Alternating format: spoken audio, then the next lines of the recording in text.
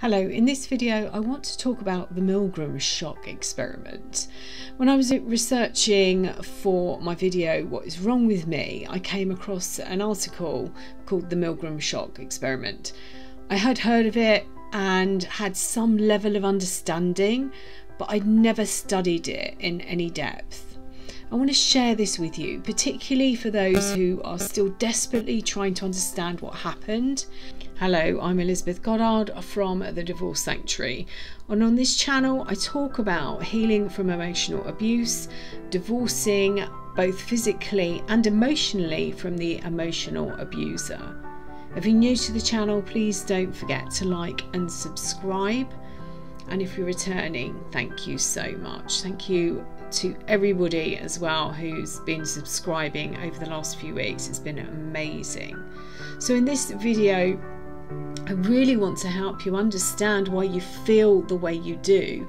If you're coming out of this relationship, and this can be years later, still asking what happened, how did this happen to me? I'm hoping it'll help you understand why you feel this way and how this affects you over time. And I just found it a really interesting subject. Coming out of these types of relationships, it raises more questions than you actually get answers for, and there is no closure. You're just left hanging, trying to find the answers, trying to understand what's happened, and trying to make sense of that feeling of overwhelm, trying to bring back the balance, to balance your emotions, and at some point accepting the hoovers and trying to get them back. You are not stupid, and you'd be surprised how many people are duped by these personalities. You saw the red flags, but these people are the masters of manipulation. You believe what they were telling you.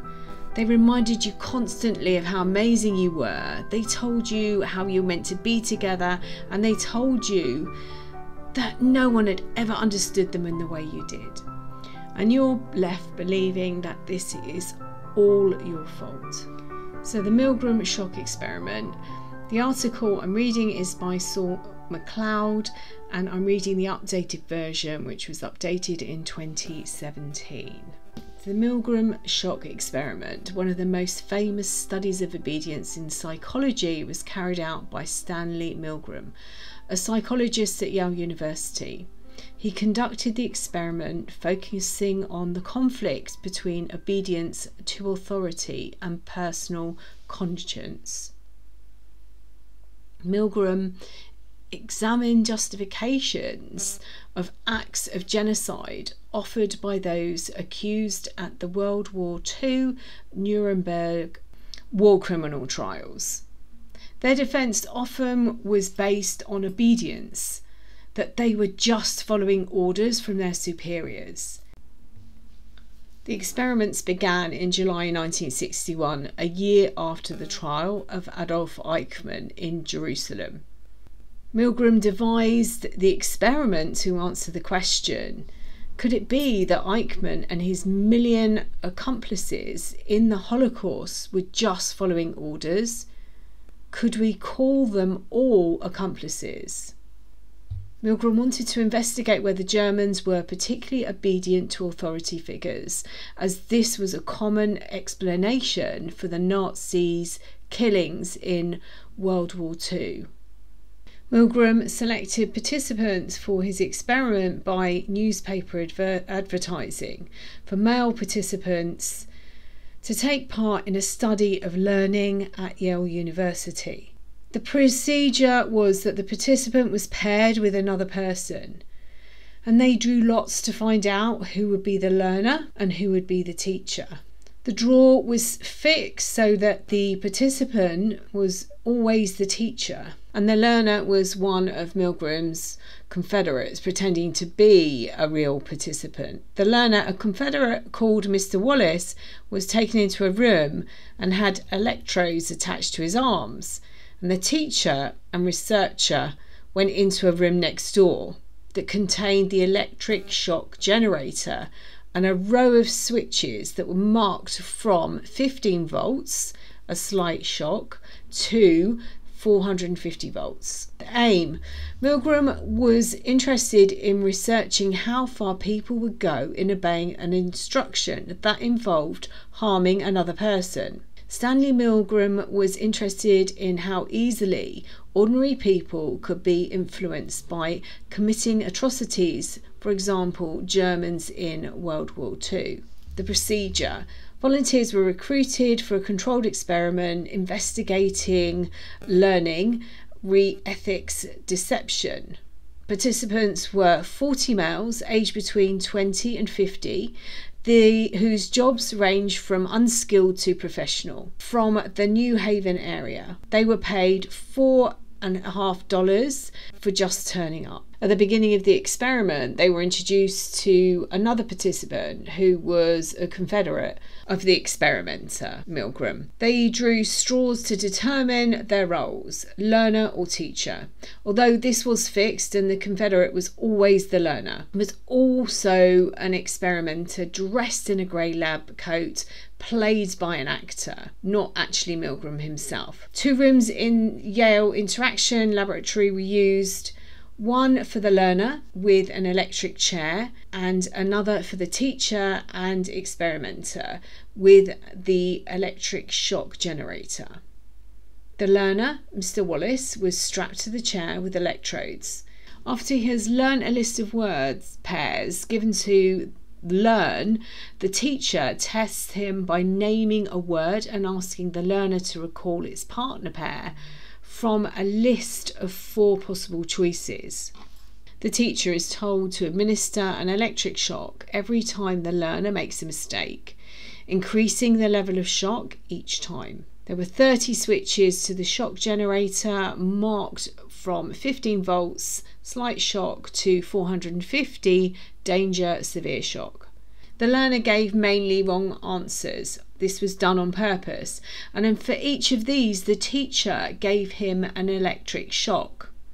When the teacher refused to administer the shock, the experimenter was to give a series of orders or prods to ensure they continued. There were 4 of them, and if one was not obeyed, then the experimenter, which was Mr. Williams, read out the next one, and so on. So prod 1 was please continue. Prod 2 was the experiment requires you to continue. Prod 3 was this is absolutely essential that you continue. Prod 4 was you have no other choice but to continue. The results: so 65%, which is 2/3 of all participants, i.e. the teachers, continued to the highest level of 450 volts. All participants continued to 300 volts.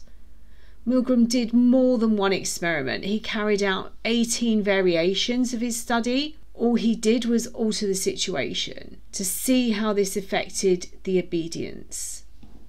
His conclusion: ordinary people are likely to follow orders given by an authoritative figure, even to the extent of killing an innocent human being. Obedience to authority is ingrained in us all from the way we are brought up. People tend to obey orders from other people if they recognise their authority as morally right and or legally based. This response to legitimate authority is learned in a variety of situations, for example in the family, school and workplace. Milgram summed up in the article The Perils of Obedience in 1974, writing, "The legal, philosophic aspects of obedience are of enormous importance, but they say very little about how most people behave in concrete situations. I set up a simple experiment at Yale University to test how much pain an ordinary citizen would inflict on another person, simply because he was ordered to by experimental scientists. Stark authority was pitted against the subjects, the participants, strongest moral imperatives against hurting others, and with subjects, participants, ears ringing with the screams of the victims, authority won more often than not.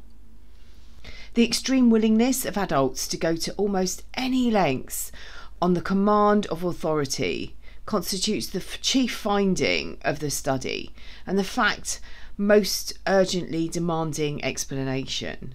I wanted to highlight this or cover this experiment for people to understand how the programming happens at a young age. We're born into tribes, our family are our tribes. They tell us what is acceptable and what isn't acceptable behaviour.